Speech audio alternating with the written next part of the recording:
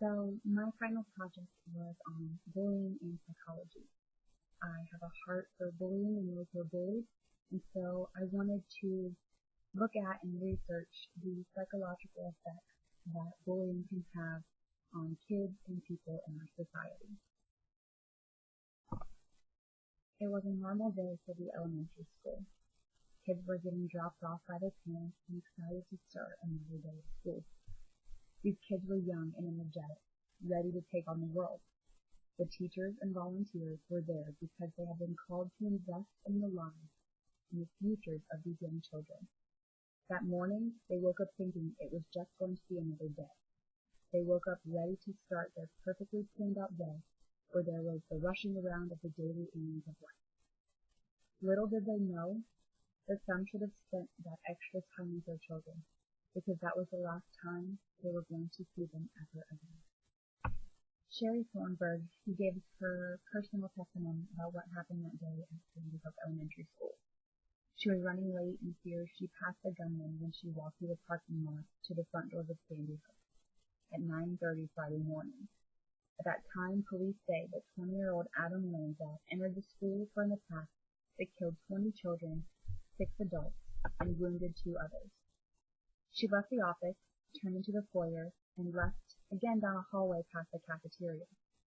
She heard pop, pop, pop, and thought that's a weird noise. She first thought it was a janitor taking down risers and setting up tables. The school's intercom was on, and Thornburg next heard more shots, screaming, crying, and whimpering, and the janitor yelling, "Put the gun down, put the gun down." Our children have lived through September 11th attack, the Aurora, Colorado movie massacre, and now this attack. She stated she feels for their generation and knows they need much more love and concern.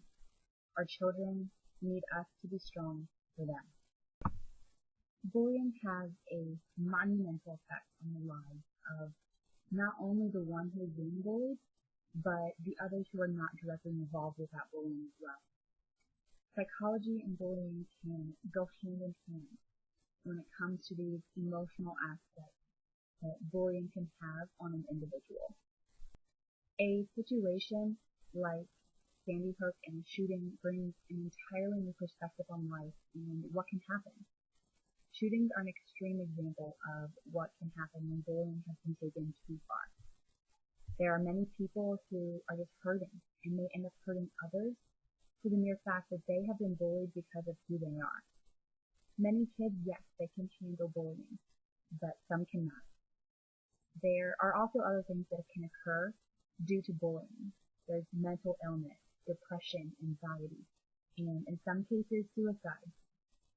Many times people do not want to address bullying. They feel as if it is part of life and a child growing up and what they have to go through. But for the one who is being bullied, it's anything but that. It's a major issue for people and has an effect on not only a child's life, but can affect them as they get older as well. According to a study done by UCLA, they state that bullying boosts the social status and popularity of these middle school students.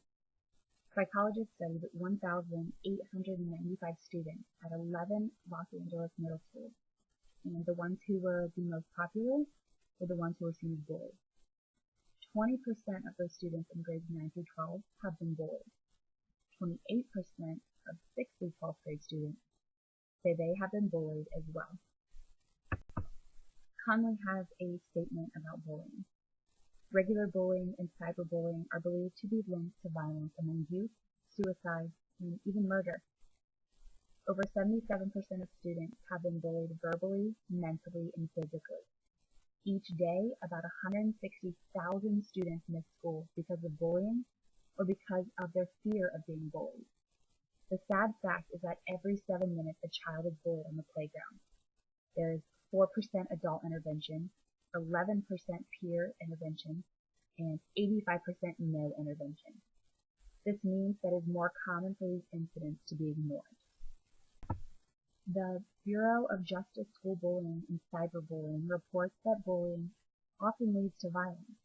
and about 87% of students say school shootings are motivated by the desire to get back at those who have hurt them. 86% in this study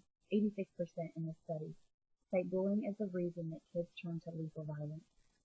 Some students even believe that experiencing physical or emotional abuse at home can also lead to similar behavior. And about 61% in school shootings with the perpetrator being physically abused at home. When people think of bullying, they think of physical bullying, but there are many different types of bullying that can occur.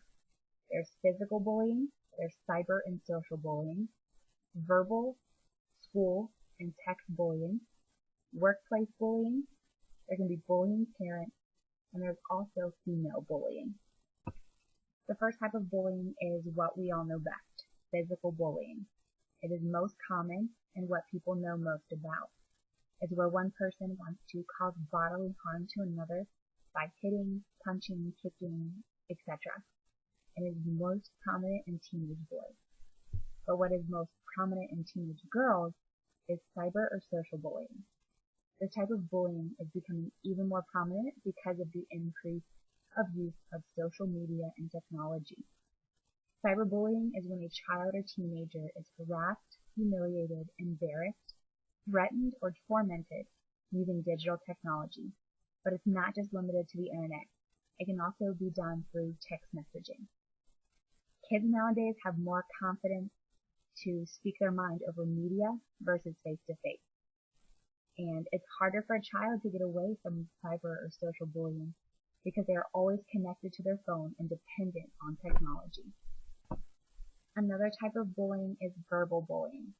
Verbal can be just as harmful as physical, and it deals with demeaning and degrading each other. There's also school bullying, which this can take place anywhere on the school campus, and it can be many different types of bullying. One of the most popular is pack bullying. This is where you have the different cliques in the high school, and they bully each other, whether you're the jock or the cheerleader, or as for me, I was the nerd. Next, there's text bullying. This goes hand in hand with cyberbullying, and it's sending mean, embarrassing, untrue, or hurtful messages to or about someone using a cell phone text message. Cell phones are extremely popular, and almost every teenager has one, so it's really easy for them to get involved in it. And where home is usually the safe place, it ends up being not safe anymore because they're not able to escape that bullying. The last two types of bullying are the workplace bullying and female bullying. Children aren't the only ones who have to deal with bullying. There's workplace bullying, which is when one person or group of people in the workplace single out another for unreasonable, embarrassing, or intimidating treatment. And we all know female bullying. It can be very detrimental to young girls. We know that girls can be very harsh, and when it comes to alienating other girls and trying to be popular, they will be very harsh with that and can bully other girls to where they lose all of their self-confidence and self-esteem. One of the main things that happen because of bullying is depression. And through learning about these different types of bullying, we can learn about the psychological effects that it can have. Depression is a severe despondency and dejection, feeling of hopelessness and inadequacy. And there's not being able to sleep or eat, and in some cases, severe cases of suicide. And with the growing age of technology, bullying has become widespread and can be done in more ways than just the normal bullying. And so victims of cyberbullying are more likely to suffer from low self-esteem and suicidal thoughts. That brings up the next point of suicide. Statistics show the correlation of bullying and suicide. Suicide is the third leading cause of death in young people, which equates to approximately 4,400 deaths per year. For every suicide that there is, there's at least 100 attempts that occur. And approximately 14% of students consider suicide, while 7% actually attempt it. When it comes to the point where the child would rather kill themselves and die versus living another day on earth, that is when there's a problem with society, and what we're doing to help and protect those children is obviously not enough. I want to leave you with this last quote from Kalman. Of course, the following can be the only explanation for these shootings, because each shooter has his own history, constitution, and motive.